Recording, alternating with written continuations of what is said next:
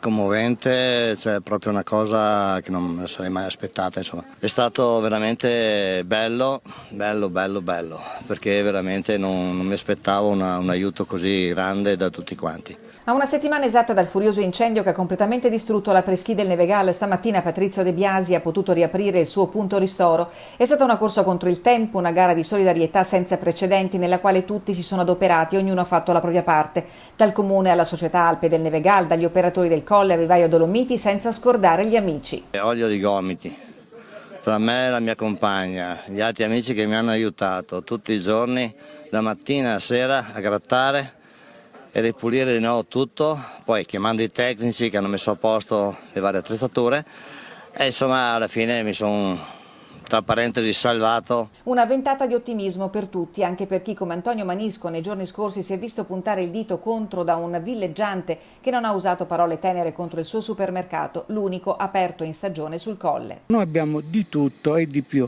tanti clienti ci ringraziano che ci siamo.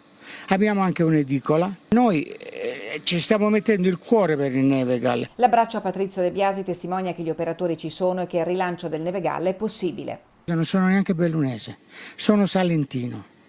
Precisare, da 21 anni che vivo sul Nevegal, sono arrivato 21 anni fa e mi sono innamorato di questo posto e ci ho investito. Continuiamo a lottare nonostante le salite che dobbiamo percorrere per riuscire ad arrivare. Speriamo di arrivare comunque in cima. Noi ci stiamo mettendo anima e corpo.